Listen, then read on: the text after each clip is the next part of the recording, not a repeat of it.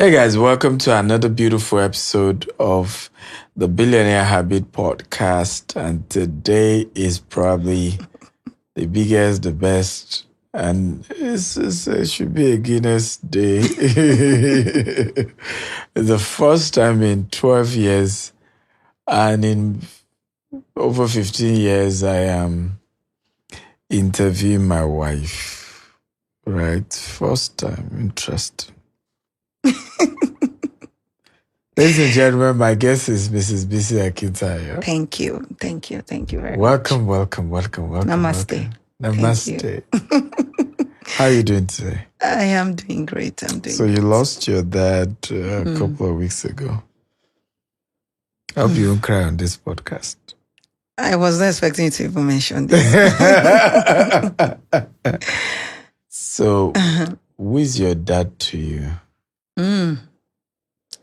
No one has ever asked me that question, actually. But I won't say so much, so I don't begin to cry as well. But to me, actually, my dad, while growing up, in short, there's one question I had while growing up that you have to fill some verification form.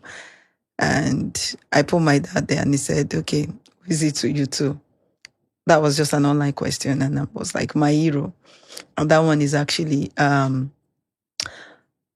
I believe that every daughter sees their dad first and foremost as their hero. So for me, growing up, and my dad wasn't a perfect man.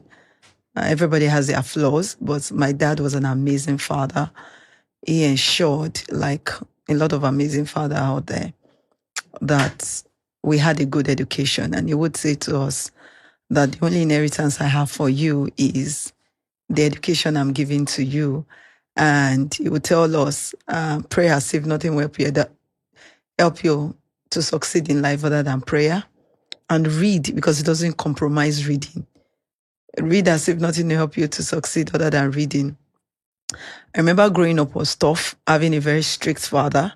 And each time he comes back, every one of us would just run to the dining table and carry our books and pretend as if that's what we've been doing all day.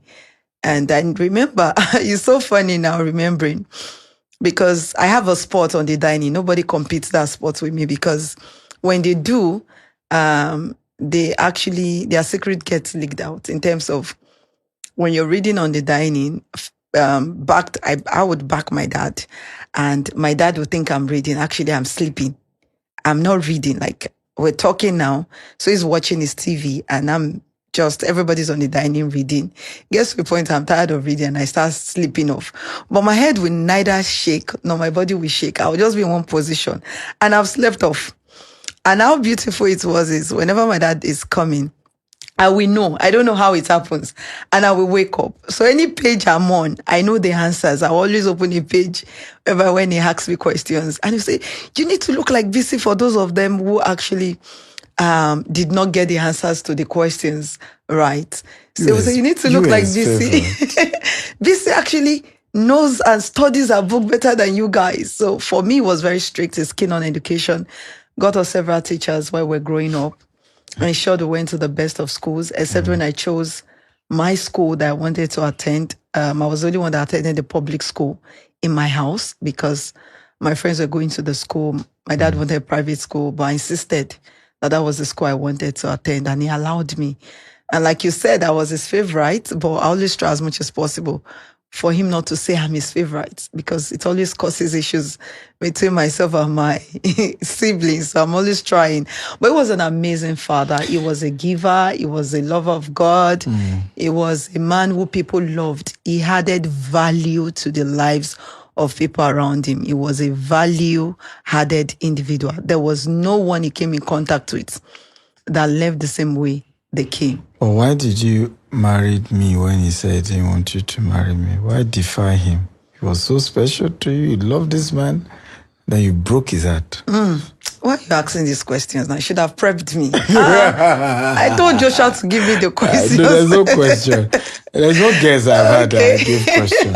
Shebi, this is why we've not done interview in 12 years. Oh my God. Okay, why did I choose this dark chocolate skin man over my handsome dark chocolate handsome man. Remember, you're my dad now, so don't let me say any word that will be used against me in the court of law. So, okay, what happened? I think you get to a stage in life, no matter how much you love your dad, I don't understand how the love for when you fall in love with somebody else that is not your father, which is someone you fall in love outside your parents or siblings, I think it just becomes quite stronger than the love you have for your parents at some point. Really? I believe so. Then also, while I was growing up, I did not understand so many things about my father. A lot of us just felt this man was just strict. When people talked about my father, about the good things he was doing, I wasn't seeing so much of the good things he was doing. I was seeing so much of a very strict and hard man, a man that was so difficult to really have a conversation with.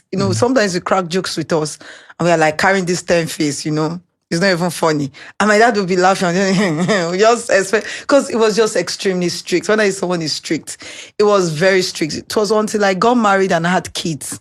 That was when I understand how it is to be a parent. I appreciated more of what my father was doing. So while I was growing up, to be honest, and as much as I loved my father, but there's this period that because of the strictness, you still find a way that, sometimes you just want to stay away from him at times. So are you saying you wanted to be rebellious intentionally? I did not want to be rebellious intentionally, but you stole my heart intentionally as well. So you came along the way and you took me away from the love of my father. So I wasn't a rebellious child because I've always been that child who doesn't want to get my dad upset. Put all that blame on me. He felt that it was me that definitely must have. I know that's the issue with when somebody has a stern, a choleric tendency, and then the other has a flake tendency. They would think the choleric guy is the bad guy. Till your dad died, I believe he still believed I was the one that probably forced you. No. Without knowing that it was his darling, beautiful daughter that just was mentally rebellious. That it is you I married. Forget my father. But like I said, actually, honestly, I feel that it gets to a point, no matter how much you love your daughter. Because I was willing for us to obey him. I mean, if he says no, no, I wasn't willing to. Yeah. But I'm glad that I'm glad too. And he was happy in his later years. Yes. And when he saw that, oh yes, she actually did not obey me, but it turned out for our good and became a proud father. Yeah, he said so. And during our 10th anniversary, I watched him when he said, well, where I did wrong, God mark it right for me. And I'm happy that you took good care of him, myself and you, we took good care of him before he passed on. Especially you, actually, children. Especially you, because to be honest, I think I was sharing it. I didn't even think of my dad's 60th birthday when you thought of it and you said, let's get somebody a good baker who will bake a nice cake and very lovely cake, and we should go with a cow because my dad doesn't celebrate birthdays. I think I picked that from him. So because he never allowed us to celebrate our birthdays, I never saw any reason why I should celebrate birthdays. So for me, I didn't even think about it because I know my dad is not a birthday fan. So when you did that, it made him to do something small. And that was how we could get a picture of my father. So, otherwise, we won't have had any picture of him. During the burial? It was, yes, during the burial, because it was the birthday that made him to decide to make the decision to celebrate his 60th birthday, because he was so happy, he was excited. And imagine if you did not intentionally do that. It means it would have been so difficult to have a picture to use for his funeral. So for me, I'm really, really excited because for you, there are very few men who would do what you did actually for him. And I remember him saying to me several times, oh, he wants to speak with you. You're always traveling. And why he came to our house in January then, it was majorly because he was saying to me that he has not been able to speak with you for a while. And you're always sending him money. And it's so not nice for someone to be sending him things and he will not be able to say thank you. And one thing about my dad is that when you give him a pin, he appreciates you as if you have given him the whole world. Even if he can, gratitude. even he has a heart of gratitude. So he came all the way. And I was saying to him, Daddy, the distance is far. I don't want you to come. I was the first person on my birthday. Yes. And I was glad when I shared it with you, said, why not? I should allow him to come, because I was looking at distance.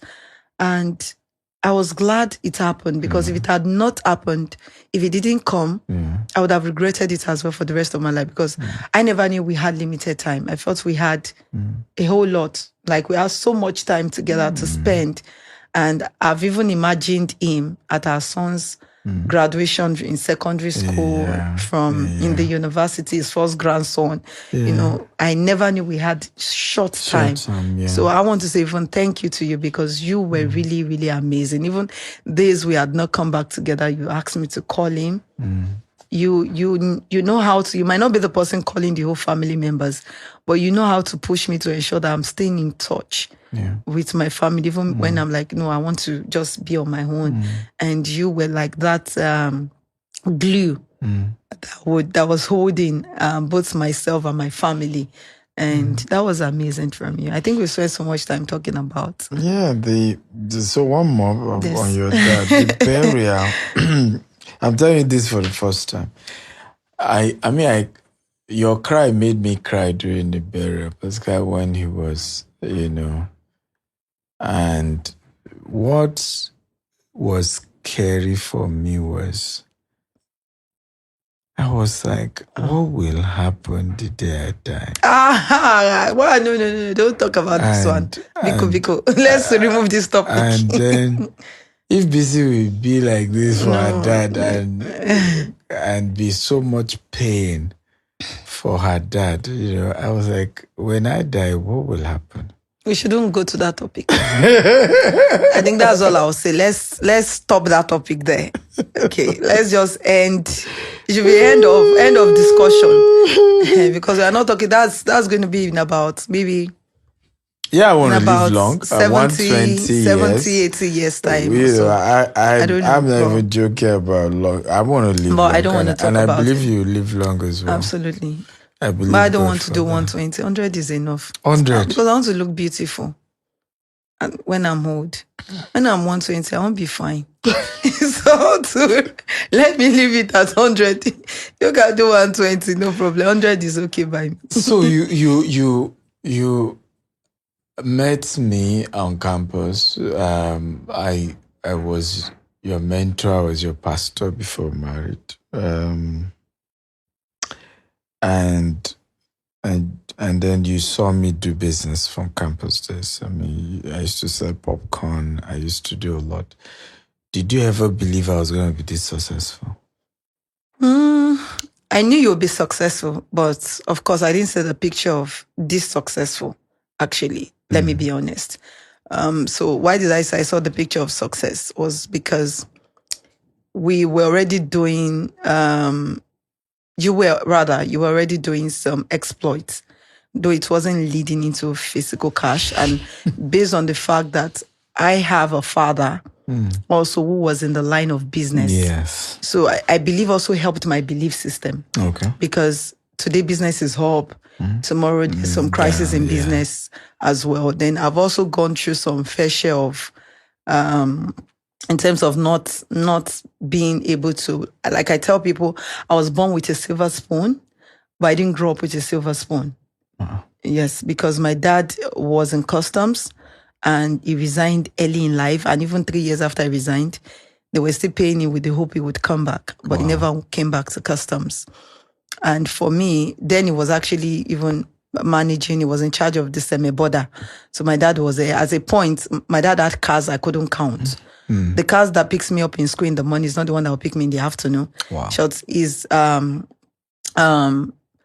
Comptroller Kolade was saying it, that at a point he had over 20, I think was it the one, or I think one other person he raised, Uncle Moses, was at the point my dad had over 20 cars. Wow. At a point, because he loved cars. So for me, as at that time, we were doing fine. He left custom side businesses. A lot of issues back and forth happened. So I think also helped my belief system in you, because I had seen him failed a couple of times. and it get back up as well. So for me, seeing your own fair share of failure as well was not something new to me. Because I had already gotten a bit used to it. And the fact that it's not just about failing, your failures, it's about the fact that you were always able to rise up again. And you've never seen your failures as failures. You always embrace your failures as a new way to learn new things. So you learn new things and you learn new things. That's the way you've seen failures. I think that also helped me, because I remember days whereby we've incurred losses in terms of our popcorn business. And I'm doing analysis, God, we've incurred losses, and you're telling us that we should go out on a date. I said, Bao, how will I go out on a date with you when I'm still looking at the fact that we still have 1 or 2 persons we need to pay? So I couldn't understand that mental picture of you trying to say that, okay, just let's go out to take ourselves out of the mental picture of the debt we have, so that we'll be able to strategize on how to pay for this debt more easily. I don't know how we paid for them, but I know we later paid for them. But I do not understand how you were wired. But for me, I believe strongly. Actually, I did not. And the fact that you never allow it to tell on you, me, the whole world will know. I encountered losses. In short, the person beside me would also get my transferred aggression on him or her. So for me, helped me actually in a big way. And the fact I saw your vision board as well. Yeah. Your vision board, you didn't have money in your pocket. You had the vision board that shows that you'll be speaking with white guys. You'll be traveling all over the world. I think it was about 2 or 3 years later in marriage, I saw that vision board. I wish I was good with the phone, and I would have taken a picture of it. I don't know how we lost that vision board. Yeah. I saw it and I discovered that your 1 million naira you wrote, you have passed 1 million. Then you only had 10K in your account. Yeah. I discovered that apart from the 1 million as well, there were a couple of other things. You said speaking engagements. Yeah. You were a local champion of speaking in Agoiwe, and you became like a semi-local champion. Now you became a big local champion as at that time. You had not traveled. Before you now became a global speaker. Before you now became a global speaker. So you there was pictures of different countries. Yeah. You were traveling to. So for me, it's made me believe. And also, one other thing that made me believe as well was I had a Muslim friend that was like my childhood friend. Her name is Miriam. Coincidentally, my Muslim name is Miriam as well. So I used to visit her home, and I saw the way her mom believed so much in her father. Yeah. Even when there was nothing. And they shared the story with me when there was nothing. And she would tell us so much about Bisi, when you want to get married, don't look at whether the guy has money or not. You can start small and grow big. So she would say all those beautiful things. Alaja would talk so much about those things. So I picked a couple of lessons about marriage from her. She doesn't know, but I picked a lot from her. So she will give us all those advice as a daughter, both of us as our daughters, tell us about starting small, growing big. So those things also, because I had surrounded my life with her and some other people as well, but especially her, it was helpful to help me believe that they were just trying times, but would overcome these things. And I'm glad I actually believed. And I did not look at what was happening then. I remember a friend of mine, not really close to me then, she was even your school daughter, saying to me that I can't get married if my husband doesn't have a car. Because she came to our house and we were going to church with our Legady's Benz and Okada with my son, because I was having a baby. I had a baby already when she came. So we're going to church. I did not see all those things actually. But I remember saying that, what if the guy already had a car and had all this money, and you got married and he lost everything? Yeah.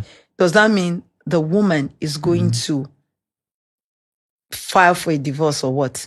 Exactly. And you have kids. Because things happen in marriage. Nobody predicts what can happen tomorrow. But we always pray for all the good things in marriage anyway. So for me, actually, I didn't see marriage as you must have a car, you must have a house, you must have the best of clothes. I did not see marriage as that. I saw it as a place of honor, a place of communication, a place of friendship, a place of everlasting institution, and the fact that I believe at that time as well, I hope I'm not talking too much. No, please feel free. I believe at that time. By the way, I hope you know I enjoy listening to you speak. Oh, I really do. Thank you. Now I'm blushing. Okay. Particularly because you helped me to. A lot of what has happened in time past, I'm not able to capture them the way you capture them, and it helps me to reminisce, look back, look at what I did right, and how one can be, because only a fool loses his winning ticket. Absolutely. How one can be conscious of this way, how we started. This is what we went through. This is what kept us. So I enjoy listening to you. So please go ahead. Thank you. So for me, let me just wrap it up there. I believed in you because you started getting baby results, not that you were saying it. A lot of people do what they say it, they don't do anything about it. So I have a vision. My vision is to be the richest man in the world. Yet what I do every day is I sleep 8 hours, 10 hours. In the morning, I'm still sleeping around 10 a.m. 12 noon, I'm still sleeping, and I want to be the richest man in the world. Yes, that person will be the richest man in the world, but in sleep, that's the way the person will be. But for you, 6 a.m. business meeting as students, not that we already have gotten married, and so it's a different thing if you were not a student, but you were a student as well. You gather other students for 6 a.m. meeting. I can't forget Sixth Sense. Can you remember? Oti Bethel. So you can see how I still remember those things. These are things of over 15 years ago, and I still remember. Because you will take us to Oti Bethel meeting. I, Gabriel Showaniku. Did I get his name? No, is it Showaniku? Gabriel, the one that... Showale, thank you. Showale Gabriel. I can't remember the other people right now, but I remember Gabriel very well. And some other group of people. You take us to Oti Bethel program, events, and we'll have sometimes breakfast meeting with you as well. There'll be programs on campus, speakers who are coming. You ensure that we all are there. So you were just intentionally looking at giving back to people. You just want people to grow.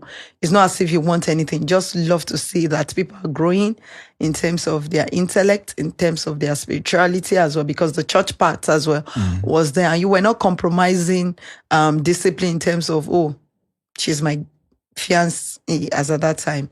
This is my wife to be. So, if you get late, the rule doesn't apply to you. So because I don't also want to get embarrassed, I ensure that I don't come late for meetings, so I don't have to kneel down. Your most embarrassed moment, me being your leader on campus and yet we're dating.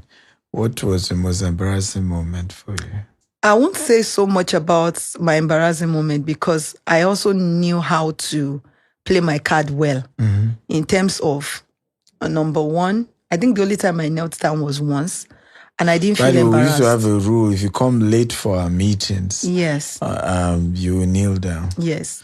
So I think you were late once. I was late once, and I never came late again during your tenure because I did not want to kneel down. That would have been more embarrassing. Yeah. So I knelt down, and because I wasn't the only one kneeling down.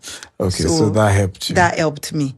Then also, I'd also. But did you feel I should have allowed you? No. I never felt that way. Actually, funny enough, I never felt that way. So that's why I can't really say it was embarrassing for me, because I never felt that way. I knew that. I think early in life, I'd known that there's a difference between business and romantic relationship, leadership. Leadership and romantic moments are quite different. So I can get back to my house and we iron it out, and I did not give you food that day. Now we are back to so you are getting your payback for what you have done. But at that moment, I'm not embarrassed. You never did. I wish I did right now. Remember, when I fired, I wish I did actually. If I had not given you food when you told me to kneel down, you would have known that what you did touched me. But because now I wish I really did that actually. So you know that next time. So after you have done it, you now say, babe, now sorry. Treatment. No, don't do preferential treatment. But you didn't tell me sorry now. You're supposed to tell me sorry. When we get home. Did I tell her that sorry? You didn't tell her that sorry, but because I'm your babe, you were supposed to say, babe, ma shebe mo. But next time, how about when I fired you? When you fired me? This was many years after we were married, okay, right? Sorry, I sometimes speak Yoruba. because I'm a Yoruba It's girl. So fine. pardon me for those who don't understand what I just said. Yeah, so when at you some fired point I me, fired you in the company. when you fired me, I didn't feel bad too. Okay. I felt happy. You're a workaholic now. Who won't be happy when you fired them? You fired me. I'll praise God now. You don't know how much of a workaholic you are. So rather than feel bad, I'll feel happy, to be honest. Because I'm delivered. I'm delivered, but God has saved me from this, my boss. So for me, actually, I was happy because you're a workaholic. I think I worked more then even than now. Yeah. Because then when I was more, because I had a baby and I would leave my office by 8 p.m., 9 p.m. And I had a baby that I was breastfeeding. That was my last baby. So you now fired me. You now think I'll rejoice now. I was happy. I'll enjoy my life more and sit down and be doing mommy while in the house. I'm watching Netflix. But for me, I didn't feel any bad when you fired me, like I said. My first son took after you. Enjoyment minister. No, it took after you, actually. No. I don't think so. No. I don't do a lot. I don't go out. It's just that your own enjoyment is coded, but you love to enjoy life. Take your time, I think relax. I love enjoyment in my comfort zone. I chose. Yeah. Yes, we are. He too is like that. He loves to go out. I don't like going out. Boy, I'm not the outgoing person. He loves to take life easy. He loves to take life easy. He doesn't love to take. No hard life. Yes, me, I don't like hard life. Baby girl life, soft life. So now that my father has died, I need to do more soft life. Continue. Continue. So that way you can match up. Continue. So his love. Continue. I can transfer and give you all the love which I used to have for him before. Won't you like that? There's no competition. There's never been competition. There's never been. But looking back, do you think being hard? I know I was hard on myself, and I'm still hard on myself, as well as people around me. Do you think he helped us to? I mean, we're celebrating 16 years as a company. Do you think he helped the company to grow the way we grew? Let me talk about that being hard first before I talk about if it helped the company to grow. You were extremely hard. You were tough. Short. I think tougher than my father. Really? Yes, because at some point I remember you kept saying that I'm not your dad, because I'll start comparing both of you. Yeah, you that's why that this is the same thing my father does. The same man I was saying that, I'm married now. But at the point, honestly, I tell staff now, our staff, that you don't know the Stephen Akintayo version you have now is the best Stephen Akintayo. The Stephen Akintayo that we talk to you and you start crying in meetings. I mean, I know staff that used to cry after meeting. You will talk to them, lambast them like this, and they'll start shedding tears. And like it was as if off the mic, cut the tape. No, I need to talk about this because that version of you, the version of you now, is a refined version. Even for me as an individual, you will talk before you know it. I'm shedding tears, I'm crying, but when let me cry, you talk now. Odieshi, who will send me to cry that you are talking? Okay, I'll talk about how I stopped crying as well. It's a long story. I'll talk about everything. So for me, as at that time, you were extremely tough. You were not sensitive to people's emotions. You were not sensitive to people's emotions as at that time. So you just say it. And it's not a thing about you. It's a thing about the whole Akintayos. They just talk. You say it. You don't know how to miss words. You don't know how to hide words. You say it the way it is. So we're not you don't sugarcoat it. In my family. No, you are not diplomatic in your family. Akintayo, see your in-law. Don't worry, they love me. So they know the truth. Rubbishing all of you in public. No, I'll not take this one. To the world. I did not do that. You are the one. You are the one doing this now. I'm not the first I did not break it down like this. They love me. They love me. When is someone? Brolu, you know that I did not mean it for you. It's him. And let me and Gabriel. Brolu is exempted. Okay. Brolu is exempted. Just you and Gabriel. That's all. Okay. So for me, as at that time, you were not sensitive, very sensitive to people's emotions. You don't understand why people can't get things done when you have done it and you are moving to the next one, and they are trying to give you gibberish story about how it is impossible to get done, and you still get there, you fix everything, and it's not as if you are the only one trying to be the fixer, and nobody else is trying to play the bad cop when things are not going smoothly, and you are the only one trying to fix it as at that time. So for me, then you were quite insensitive to emotions, but you really had worked on yourself, because now you are so sensitive to people's marriage emotion. does. You are very sensitive. Marriage, and for me, marriage will humble you. For me, as at that time, I remember every time. And when you finish talking and I'm crying, I'll be wondering that, which man did I marry, Seth? You will be telling me that. What have you said? What have you said that I'm crying? That one will not pay me again. What do you mean that? What have you said that is making me to cry? You've said a lot now. And I am crying instead of you to say like a romantic husband and say, oh, babe, now, sorry now. Okay, I didn't mean it for this. Because me, I was expecting you to be that romantic in quotes. But unfortunately, I did not. Expectation. A mental expectation. Now, a baby's crying. You better. I was going to say, what have I said? In short, the crying now is even vexing me. Because imagine you saying this, all those. Only God knows how come I did not run back to my father. I don't know. You couldn't run back to him after you had married me without his blessing. It is well. So you say, what have you said? And you even, babe, I'm serious. Stop crying now. Stop crying. Stop crying. That was you then. So personally, I also knew another thing I needed to do. I needed to grow myself, because I knew that if I needed to grow myself. So what I did was I started growing myself. Yes, I started developing myself, because I was expecting you to change. You were not changing. Yeah. You were someone that could fire somebody on the spot. You came late. Oh yeah, pack your bag. Fired right now. You could fire from fire. I look at stuff. We are doing retreat. We are going to Ghana. You are staying in nice hotels. We will sleep on the floor. Yet you come late for that retreat.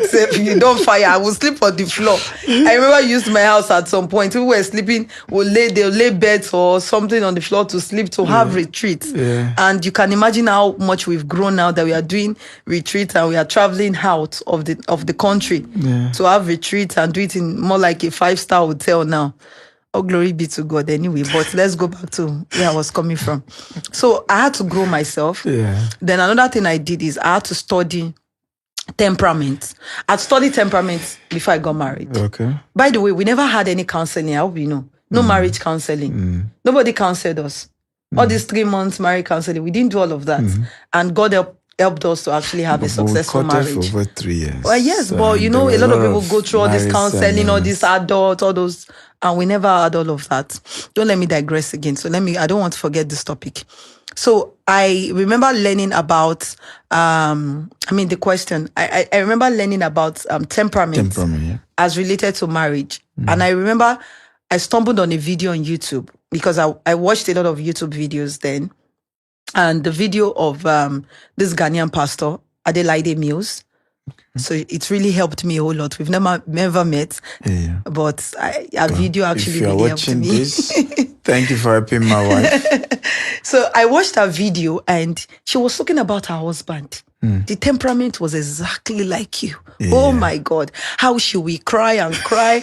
And you know, when she wanted to travel to I think US or UK, when her dad wanted her to go and study there, and she took her husband out with her own money for, I think, a lunch for her to talk about it.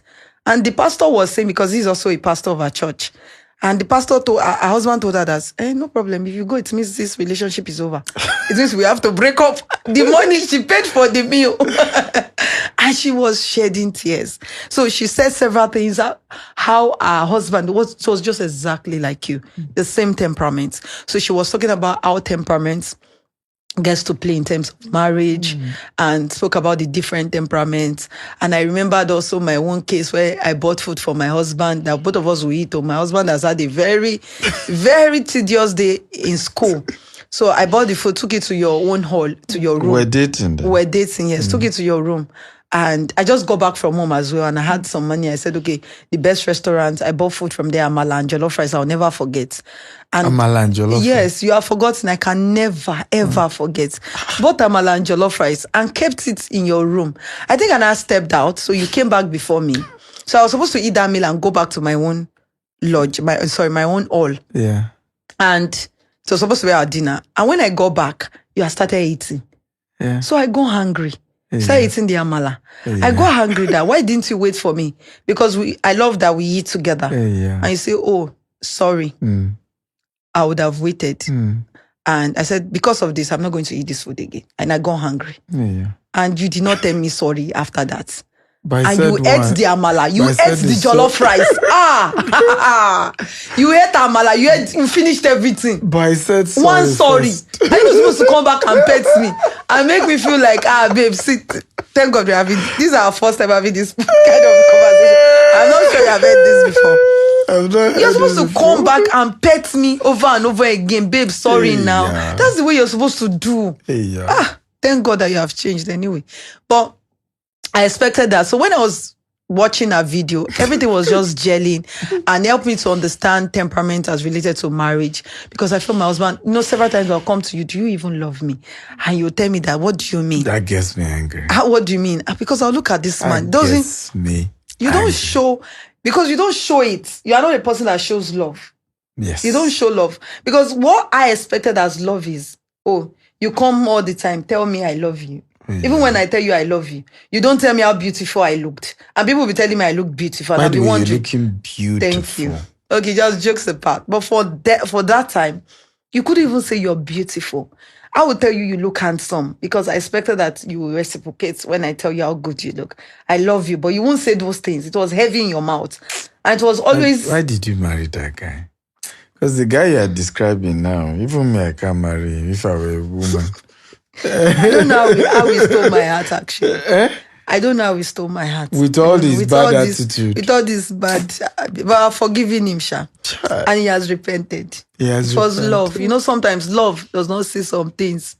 It doesn't see some errors. God forbid. And also, but you know that we didn't get married based on love as well. Mm-hmm. We did not marry, we did not start the relationship based on love. I think we grew into love as well. I was just... I told you how it all happened, how God told me, even when I did not want to say yes to your proposal. So God told you I was your husband? God did not come down to tell me, but had an inner peace, even when I did not love you. When you prayed about it? When I prayed about it. Okay. Because there was no love at first sight. God there was no love at all. God didn't tell me you are my wife. So I prayed about it when I saw the signals. When I saw the signals, actually, that you were going to ask me out. Yeah. So I knelt down and I prayed to God that man that is a workaholic, that man that is not romantic. Hey, I don't want a man like this that is a workaholic, that is not romantic. He won't give me flowers, all those things. I did not want that. You were too much of a workaholic. But funny let's enough, come back to the you question now. I felt you were too fragile for me. Yeah, but same way, I prayed about it. I had inner peace, and I also looked at, because unlike you, I knew where I was going. I was too sure I was going to be exceptionally successful and famous. And so I needed a woman who could complement that. Could, one, help the home front. Two, could have the patience and the temperament to hold things together, which you had all of it. So for me, it was also based on, I was too sure this person was... in fact, the word I used was, I will live long if I marry this person. And I don't have regret. Thank you. I appreciate. Yeah. So let me just wrap up the question. Please wrap up. Thank you. This is not the usual podcast. Okay, it's your usual. It's not the usual. But go ahead. I'm a man that I'm comfortable being vulnerable. If I laugh when people try to analyze my weakness or make fun, I'm like, I'm my biggest critic, and I'm good with it. So I'm comfortable with my. I'm comfortable with. I'm conscious of my flaws. I improve, and I keep improving the best way I can. But I love to laugh at my weaknesses and myself. And I think those who don't know how to do that, shame on them. It's not me. Right? It's you that you are, dancing makosa on somebody else's weaknesses without looking at your own internally that really has an issue. Yeah. I agree. Nice. I've picked something. You wanted to wrap up? Yes, I wanted to wrap up. So for me, I would say to even anyone out there, rather than trying to change your partner, try to be the change you desire. So I stopped trying to change my husband. Then I had mood swings a whole lot, Yeah. Oh my God. Right now, I can enter a mood and, everybody should be moody like me. I don't want you to. I'm not happy. You shouldn't be happy. Why should you be happy? I'm sad. And you want to be happy for what? How dare you? How dare you be happy around me? So I had to really work on that as well because early in marriage, and I think my toughness helped you to work on yourself because one of the things I realized when I got my first 2 weeks in marriage was terrible. It was one of my worst. And are you serious? Yes, it was. Seriously? It was. You never told me. I love to brush my teeth in the toilet. My toothpaste, my toothbrush is in the toilet. Remember, don't talk about that. Just off the mic. I've been living in that house alone before you came. And then my wife will carry the toothpaste to the kitchen. Who brushed their teeth in the kitchen? Me, as at that time. Okay, for me, let me tell you the reason. I have my reason. I had the way I'd organized. I have my reason. You are the one that did not want to off this mic, and I will talk about it. Okay, yeah, let's finish. The way I organized. You have started it, I'll finish it. I had the way I organized my house, right? Brought you in as my wife. You scattered the whole thing. The home became mine when I entered. Do I argue with you today? No, you don't. You live in Banana Island. Me, I live in US. I used to be Dubai. 2 different houses. My own house, my house. Your own house, your house. It's my house. So when I come to Nigeria, I don't have a house. I'm squatting with my wife because you even see me in the living room. I'm in my corner. I don't want to pass my man. But one of the things that I realized was at some point I made up my mind. I said, look, this woman I mood swing. If when I go to heaven, I will give account how I live my own life. And I'm no longer responsible for how you feel or how you don't feel. I'm going to live my own life to the fullest. Right? I'm not going to wait for you to catch up with my own. I love to travel. You don't like traveling. I love. I don't think of cost of money to do anything that is required. My wife think of cost. Even the cost can give her mood swing. So I had to make up my mind. I have to live. It's one life, not two.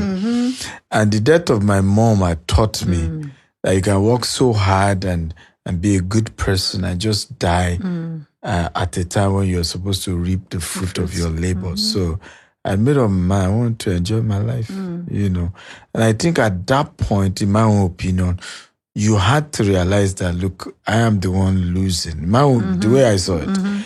And you intentionally went out to begin to work on yourself as well. That's what I noticed. I agree. But I'm going to start from that toothpaste before I continue. So the toothpaste, I don't do it anymore. Of course. But one thing I love. You're a big woman. I'm a big woman. So as of that time, one thing I love is I love a bathroom that sparkles. I don't want to see even to the wall like a stain. Yeah. It gets at me. I don't know. But your it makes my body to begin to cringe. They've changed me actually. Those children, our children. In short. So it makes me feel, so for me, I don't want to enter and it can affect my mood for the whole day. Yeah. So that was why intentionally I was going to the kitchen to brush because maybe you had used the bathroom, the wall. There was no big deal. Just soap on the wall, just to take water to wash it out. But I don't like it. Okay. I want you to use the bathroom and clean and make sure everywhere sparkles so that I come in and make it sparkle as well as at that time. But everything has changed anyway. But like you said, I intentionally had to grow myself because I discovered that we're both beginning. There was a time that we had, there was a friction. I don't know if you discovered it, but I discovered that there was a time, there was like a bridge kind of in the marriage. And like I said, I wasn't going to tell my husband to work on himself anymore. I knew I also had to work on myself. So I knew we're becoming, there was distance in between us. And I knew that the more the distance comes in, guess what? Before you know it, it was just more like the only thing we're doing was just business. There was not much. Yes, we're coming home, but I wasn't feeling, there was no butterfly in my stomach when I see you. There's no butterfly in my stomach right now anyway. But what I mean is that I wasn't just feeling that connection between us. Okay. So I told myself, I had to review myself. I had to write my weaknesses, my strengths. And I looked at the fact that I had a lot of mood swings. And I knew that before early marriage, for hours, you'll be asking me, babe, what is wrong? 1 hour, I've not still told you what is wrong with me. 2 hours, 3 hours, then you stopped asking me. Yes. And I'm still feeling something is wrong. And I feel you should know. And you should be able to detect that thing you did or said yesterday was what affected my mood. And you refuse to know. And how do you expect me to tell you if you don't know? At least you see that my face changed immediately you said that thing or you did that thing. So I had to tell myself that talk more, communicate. Even if you will scatter ground, even if both of you will shout and break this roof, then I had to find a way to know how to communicate as well. Then sometimes when you say some words, the thing is touching me, the thing is getting me angry. You'll be asking me, why are you laughing? I'm serious, I'm talking. Why are you smiling? That you never knew that was my own therapy to overcome not crying. My own therapy not to overcome mood swing. I did not learn that anywhere, but I just picked that thing up that I'll start doing it. When you're talking, then I block my ears as well. There are some things you will say, I'll just block my ears. I'm not hearing. I'm looking at you. I'm not listening. So I was a passive listener because I don't want those words to get into me. And I'll be smiling and be laughing. And you'll be getting upset that why are you laughing? And guess what? My own mood is fine. My mood is not affected because I know you also will overcome that. Why are you hungry? When we have said it, you have said it, it's over. So intentionally as well, when you come, I started doing things intentionally, like jumping on you, doing so many fun things that you say, babe, you are jobless. I need to work. I said, thank you, I'm jobless. I don't have a job. You say, if you have a job, your subsidiary, how much have you made? How much have you made that you are jumping on me? I said, thank you, I'm jobless in my subsidiary. So I will intentionally try to do those things. And before I knew it, it became a natural. I wasn't listening to you. At first, when I started, you tell me, you are jobless. Me that have job, I know how much result I've brought. If you have enough job in your hands, if your hands is full enough, you would be getting the same result I'm getting. That thing will touch me, then I will stop. I want to enter my mood again. But later, I don't even care if you say it. I will still jump on you 247. I will still try to tickle you. I'll still try to do things around you. Even if you are not smiling, you don't even smile if you are tickled anyway. So I'll just try to do those things intentionally. And I discovered that all of a sudden I took temperament test and it is telling me I'm a sanguine. I say I'm not a sanguine. I'm not even close to sanguine. But because I've decided to make myself happy and refuse to allow the things around me to define me anymore, allow your mood to define my mood, allow people in my environment to define, because also people in my environment defined my mood. So I stopped allowing my happiness. And you used to say something to me, babe, I've chose to live my life. It is left to you to either live your life or not. But I discovered when I started living my life as well, I was not enduring the relationship. We're not enduring ourselves. We started enjoying the marriage. I remember we'll go for vacation as well. Instead of me to be happy in vacation, I'm sad because you have said some words. You can say some word that can touch somebody's marrow. You say some words and instead of me to be happy during vacation. Why was your marrow so penetrable? I don't know how you used to penetrate. You cannot penetrate into my marrow. But your toughness, in all fairness, you're being tough. That's why I tell people that if you know where I'm coming from, you would not compare your wives with me. That's true. Because my husband did a whole lot. He will pay for trainings. He will pay for events. How many husbands really pay for their wives to go for trainings. You pay for vacation for me to go on vacation. I will fight you that those vacations are waste of money. You will insist. You will even tell me you will stay with the kids. You know, they won't be shouting in the house. And the kids even, it was so difficult for me to detach myself from my kids because I'd surrounded my happiness around you, around the children as well. So you were so intentional and you will stand your ground. Babe, you are going, there's nothing you could do about it. And I'll find myself, I have to be in that vacation, I have to be in those trainings.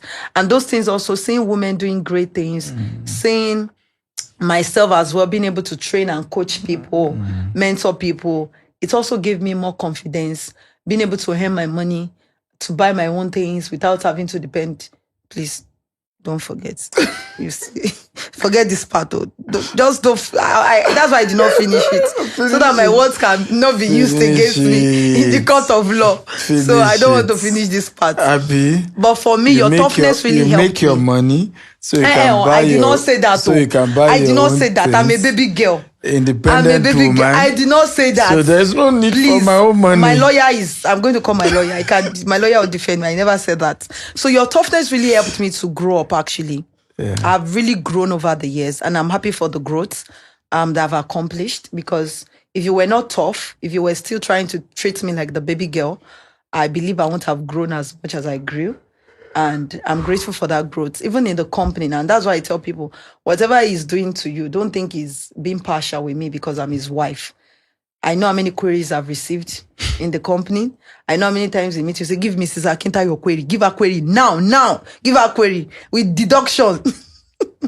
So for me, I don't see it as being a bad leader. I see it as being a fair leader, because if you don't do that, there won't be a difference between business and relationship. Staff are watching and they'll say, after all, he's being lenient with his wife. So why is he not cutting us some slack? Is it because she's his wife and all of that? So I also believe it has also helped staff as well, to be able to. If you were to marry me again, will you want this entrepreneurial, crazy guy, brutal, and knowing all that we've been through? Because your session, I probably have to bring you again. Thank you, sir. Probably do 4 or 5 sessions, because we've not even touched 10% of the various aspects. So will you do this again? Will you go this journey with me again? It's only a blind man that will say no. Yes and yes, I will go on this journey, because I've seen the worst parts and I've seen the sweeter parts. So, of course, 100%. I'll go. Are you sure? Yes, 100%. 100%. No, I'm not mixing words. I'm not saying because we're on a podcast. 100%, because you see a lot, you hear a lot. In as much as I don't try to compare people, I don't compare people with my husband. Yes, my husband might not be the only person. You are not the man that will come to the kitchen and help me wash my dishes, even early in marriage. And even when you try it and I complain once, that's the end. You will never do it again. That is you. You try to wash it and I say, why didn't you put the plate in this plate? Why did you keep it here?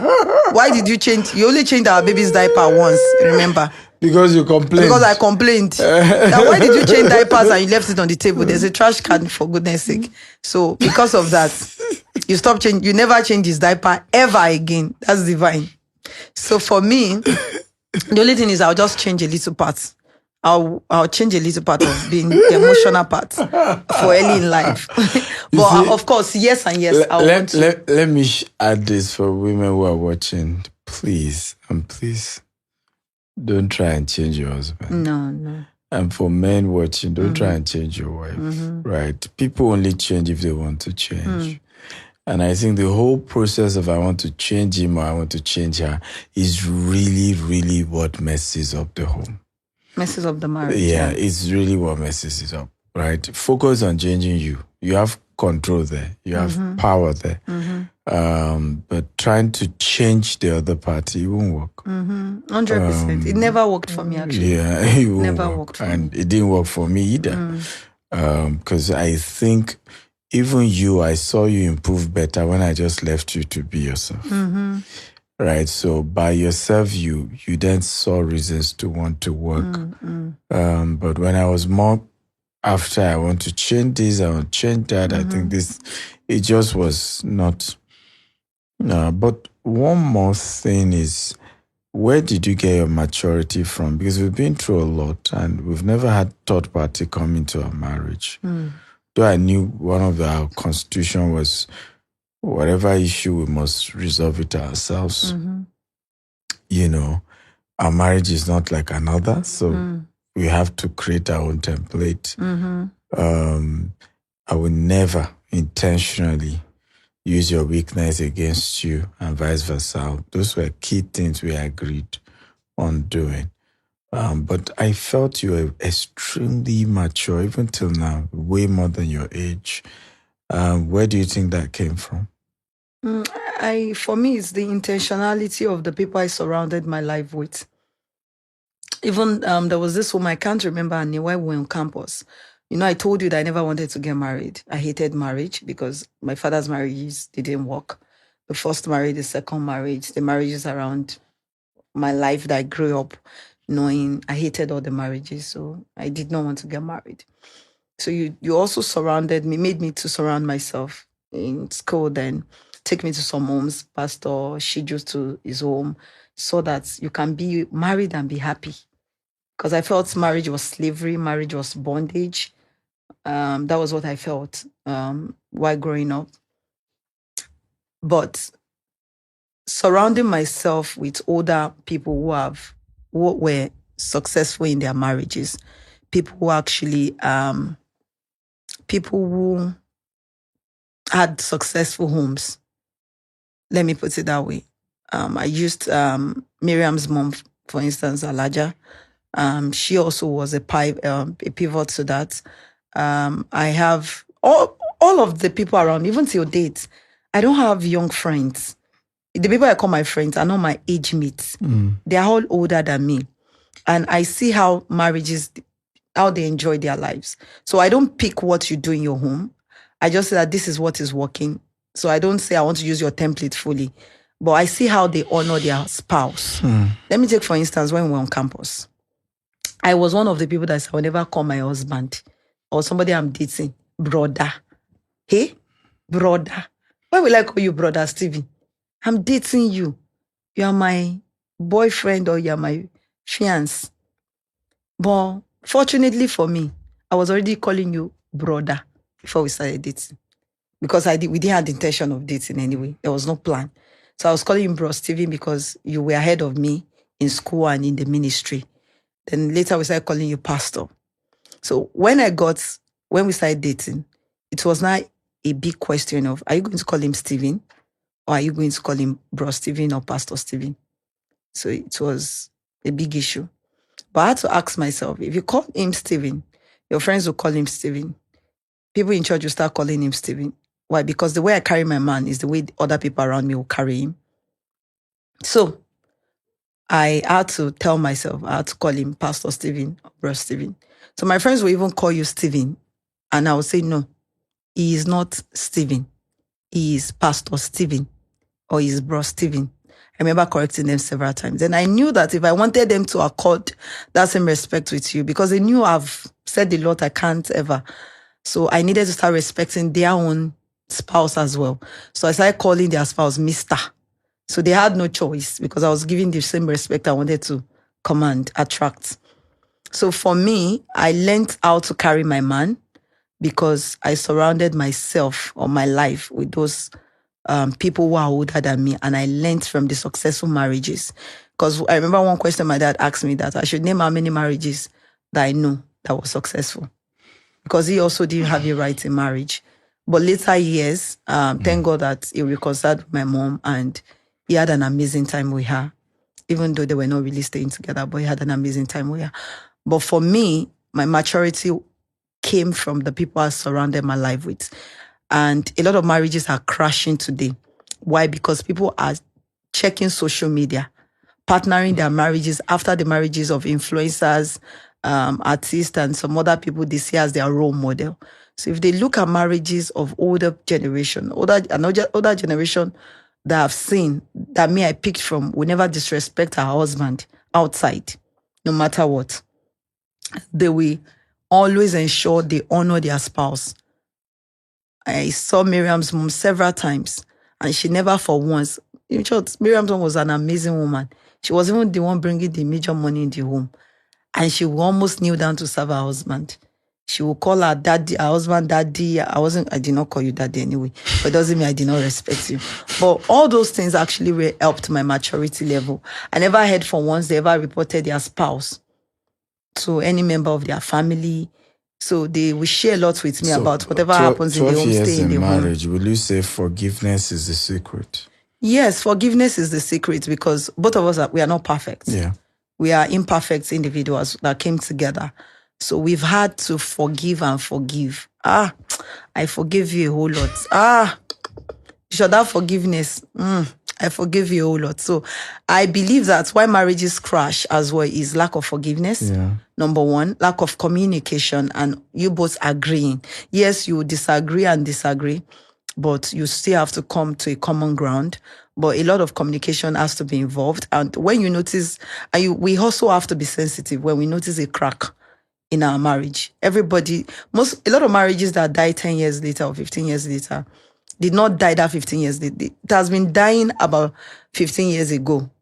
But either party did not make amends to try to bridge that gap. Like, let's everybody do their thing. And before you know, the love keeps dying. Like when I told you that I spotted that also in our marriage, I know I needed to work on myself.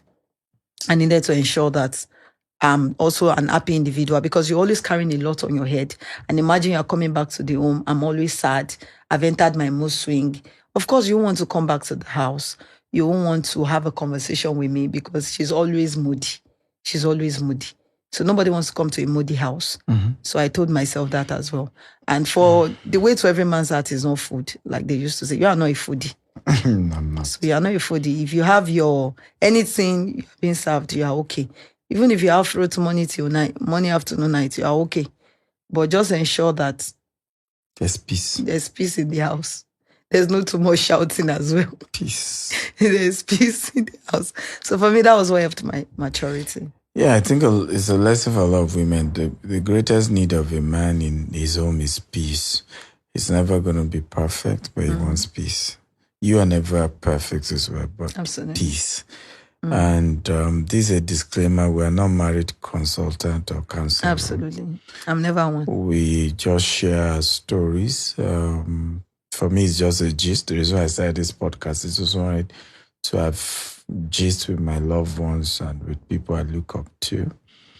And it's important to know that there's no game to... we're not perfect in our marriage. We're constantly working on it. We have our flaws. So very, very important to do that disclaimer because I see a tendency where people watch people on social media and they come out and say, oh, but they've been presenting this perfect couple and now we're disappointed. We had this, we did this, or they're divorced or they're separated.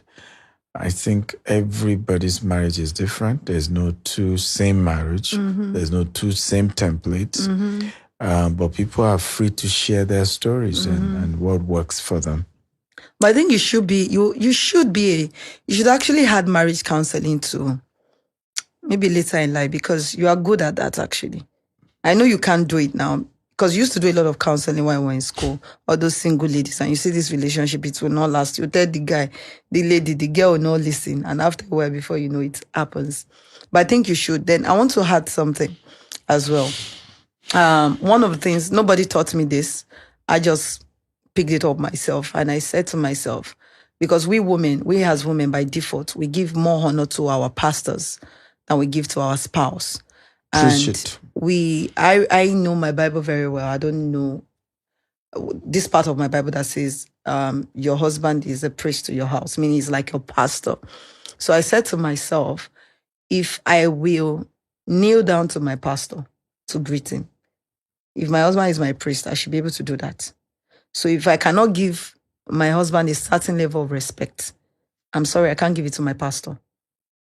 That is me. I'm not saying should use the same template.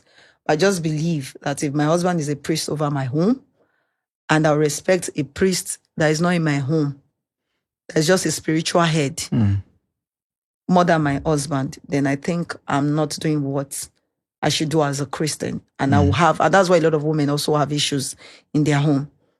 They have more, they see their spiritual leaders. And if their spiritual leaders call them now, they can almost be lying down to greet. Yet, when you see your husband, you is. So what exactly? It doesn't make any sense. So you should be able to understand as women that your man is the head. Forget the equality we are all crying about. It's because of, for me, I see it as, I know they'll come after me for this, as low self-esteem. Because if you have a man that is, marry a man that is not, you are not, in short, if I'm more successful than you, you will announce it to the whole world. I mean, in business. So you are not in any way intimidated by my success. So there was a time I remember what I was making was paying the bills in the office when we had a little issue. You were even bragging about it. So that's why for women who are not married, ensure you marry somebody that is not, you marry someone that is very, very, very secure, not insecure about his tomorrow, and has low self-esteem is very important, and sees your own wealth or your little success as a barrier to his own success. So for me, please honor your husband in as much as you're going to honor your priest. Thank you. We could continue, but we have to stop. Thank you for coming. First time in 12 years. We should do this more. But for me, I've been reluctant doing it because I just didn't want to create the impression of we're a marriage consultant or marriage counselor or anything. And I'm very authentic. We are not perfect. So I see that sometimes you unconsciously create that perception where people then build their entire life around you. When even you are learning every day. Absolutely. And figuring it out every day. And but thank you for coming. I appreciate you. Thank you for putting up with me. Thank you. This 12 for years. managing me as well, my excesses. And I used to say, and I need to say, people see me as the nicer person. Like I'm in terms of being nice, I'm more nice than you are. But people don't know that. My husband is, I tell people, my husband is, he can't just be like, but is the nicer part. I mean, is the nicest amongst the two of us. Or is it the nicer? Don't abuse me about the English I studied now in school. So, but you're actually nicer than me. Being nice is not about humility. People mistake that. I actually give it up. You have higher forgiving spirit than I do. Don't offend me. If you offend me, well, I might not just talk, but my husband is really an amazing person. So don't say that, because she's looking quiet. No, it's not by that. I know him, I know me better. So I know who is very nice. But thank you for who you are. Thank you for all you do. Thank you also for putting up with me. Thank you for all you do for the family. Really grateful. I've come this far by the help of God and by your maturity and love. Thank you. Oriofe, please send my account details. Thank you. For what again? For this, thank you now. Let's follow something now. Well, that's the end of a beautiful episode of Billionaire Habit Podcast. The lesson here is that you have to manage the stakeholders in your life, be it your spouse, your associates, your family members, to really build wealth. If you're going to be a billionaire or build wealth, you have to manage your stakeholders. Absolutely. It is very expensive, to have crisis internally. It doesn't help to grow wealth. Peace is one of the secrets for wealth creation. We love you. Bye-bye.